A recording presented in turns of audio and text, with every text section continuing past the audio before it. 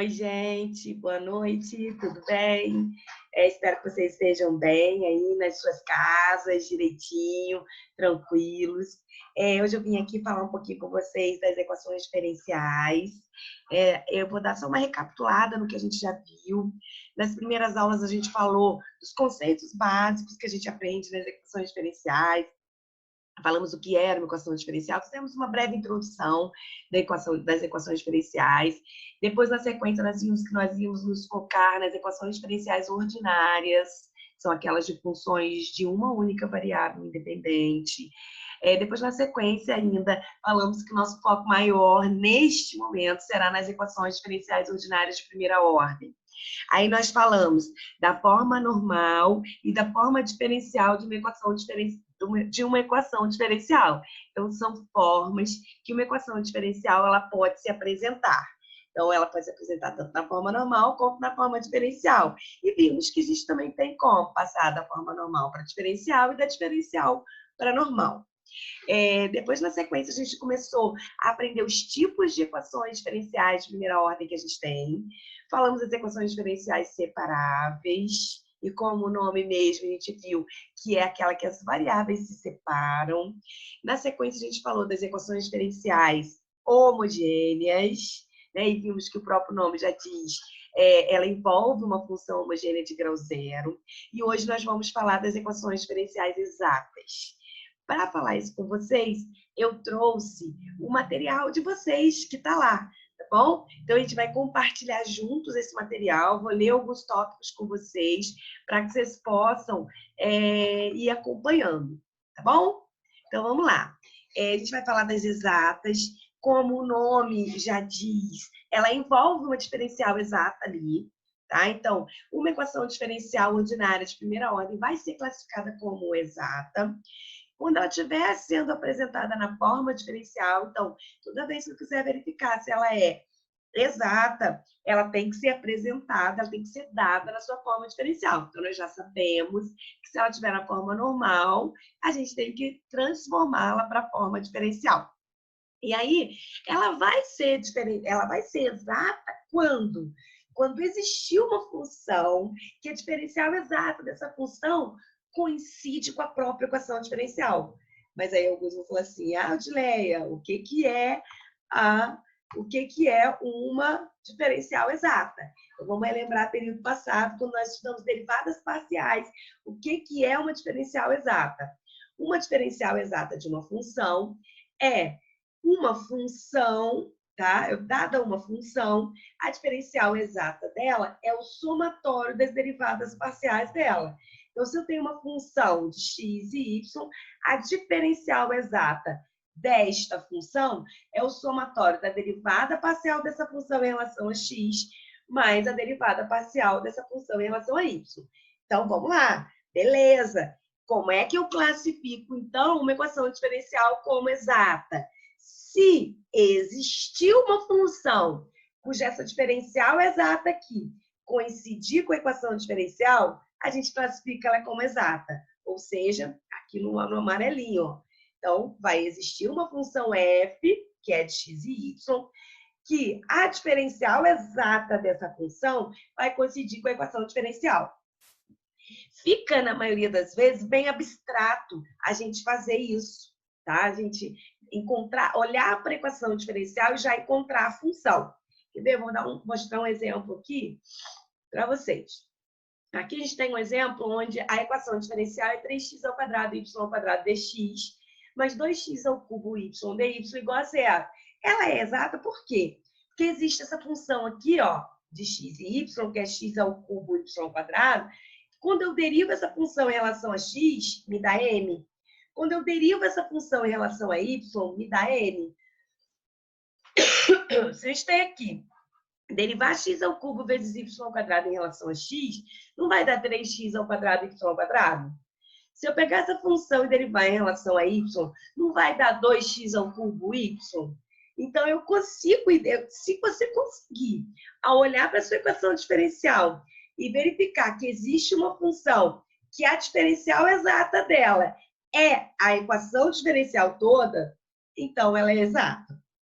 Porém, assim, verificar isso, fica um tanto quanto abstrato. E aí a gente tem um outro critério, que é o seguinte critério para classificar se ela é ou não exata. E ela vai classificar que existe essa função, vai continuar existindo, mas como é que eu posso classificar de uma forma menos abstrata? Então, a equação diferencial vai ser dada na forma diferencial. E aí, se eu pegar essa função m aqui e derivar em relação a y, pegar essa função n aqui e derivar em relação a x, e essas derivadas parciais forem iguais, ela é exata. Então, beleza. Então, uma equação diferencial, para ser exata, basta que as derivadas parciais, essas derivadas parciais aqui, sejam iguais. E beleza, se ela é exata, aí a gente vai lá e vai dizer, ó, então existe a função que a diferencial exata coincide. E aí o nosso grande objetivo vai ser encontrar esta função, mas já sabendo que essa função existe, tá bom? Então isso que é importante, que é mais fácil de você verificar isso aqui. Então, aqui, ó, nessa equação aqui, se você olhar, ó, essa equação aqui, quando a gente faz a derivada parcial dessa aqui, 3x ao quadrado, y ao quadrado, em relação a y, isso aqui vai dar 6x ao quadrado y. E quando a gente pegar essa função que está junto do x, do y aqui, tá vendo? E derivar em relação a x, vai dar 6x ao quadrado y. Então, não vai dar igual as derivadas parciais? Então, aqui, ó, ny é a derivada de m em relação a y. nx, esse x embaixo aqui, é a derivada parcial de n em relação a x. Quando eu fiz essa derivada em relação a y, essa derivada aqui em relação a x, deu 6x ao quadrado y nas duas derivadas. Então, a gente afirma que ela é exata. Ao afirmar que ela é exata, como que eu resolvo? Aqui tem outros exemplos aqui que vocês podem só verificar se ela é exata ou não. Então, ó, eu sei que ela é exata, sei que existe a função. Então, como que eu resolvo? Primeira coisa, eu afirmo que existe a função, tá? Existe a função e que a diferencial exata dessa função coincide com a equação diferencial, ó. Então, ao afirmarmos que a EDO é exata, também estamos afirmando que isto aqui acontece, ó.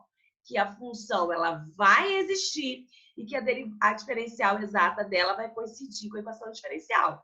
Mas se você olhar, então, se isso aqui é igual a isso, a derivada da função em relação a x é m, a derivada da função em relação a y é m. E aí, nessas condições, é o que nós temos, ó. Nós temos esse passo, que a derivada dessa função em relação a x é m, que a derivada dessa função em relação a y é n. E aí, como que eu vou escrever depois essa solução, que é uma solução geral? Eu vou escrever... Esses dois passos aqui vão me possibilitar encontrar quem é a f, quem é a função. Depois eu vou pegar essa função e vou igualar a c. Então, quais são os passos que a gente tem para provar? A gente tem 3 passos. Primeiro passo é que a equação diferencial tem que estar na forma diferencial. Ó, aqui. Segundo passo, eu verifico se a equação diferencial obtida é exata. Como que eu faço isso? Eu faço essas derivadas parciais de m em relação a y, de n em relação a x. Verifiquei que são iguais? Verifiquei. Então, eu vou lá e afirmo, ó, existe a função. A derivada parcial dessa função em relação a x é m, a derivada parcial dessa função em relação a y é n, e f de x igual a c. E aí, assim, na sequência aqui do material, tá tudo detalhadinho de forma geral. Mas aí eu vou explicar para vocês. Nesse primeiro passo aqui, que eu faço a derivada parcial da função em relação a x igual a m, a única coisa que eu tenho é m. Então, eu vou lá e vou substituir a função m aqui. Vou integrar em ambos os membros para que eu possa encontrar a função. Depois que eu encontro a função, ó, tem um enxeridinho ali atrás, ó. E aí, tudo bem? Vamos voltar aqui. E aí, ao integrar ambos os membros, a gente tem a integral aqui, né? Vai me dar a função. E a integral aqui vai depender dessa função m que já vai estar aqui. Nesse primeiro passo, quando a gente integra nesse primeiro passo aqui, e vai integrar nesse primeiro passo em relação a x, que eu vou mostrar aqui embaixo. Em relação a x, ó, vou pegar a função f em relação a x igual a m, e aí eu integro em ambos os membros. Ao integrar esta função aqui, vai me surgir uma constante. Essa constante vai ser uma g de y. Por quê? Porque é derivada em relação a x. E tudo que é função de y é considerado constante quando eu estou falando em relação a x. Tá? Então, vai existir esse g de y aqui. Se não fosse esse g de y, no passo 1 eu já resolvi o meu problema. Então, eu preciso ir para o passo 2 para que eu possa resolver, então, quem é que é a minha g de y. Só que no passo 2, eu tenho essa afirmação. Derivada de f em relação a y igual a n. Então, beleza. O que nós temos? Aqui, ao integrar, ó, se a gente integrar ambos os membros, a gente vai cair no mesmo caso do primeiro. Só que o que a gente vai usar? Informações que a gente já tem. No primeiro passo, a única informação que a gente tem é m. No segundo passo, eu já tenho duas informações. Eu tenho n, porque está na equação diferencial, e eu tenho f, que eu acabei de encontrar no passo 1. Então, o que a gente faz com f? Deriva f em relação a y e iguala com n. Para quê? Qual é o nosso objetivo no passo 2? Encontrar a função g, tá? Então, a gente encontra no passo 2 a função g, que aqui está de forma geral, porque a gente está representando funções que a gente não conhece por letras. Mas, quando a gente tiver uma questão, a gente vai ter ali quem é a função mesmo. Então, aqui nesse passo 2, você encontra a g. Como no passo 1 você tinha encontrado a f, só que precisava da g, com o passo 2, essa g vai ser substituída aqui. E aí você vai para o passo 3 e só vai igualar a função que você acabou de encontrar, igual a constante.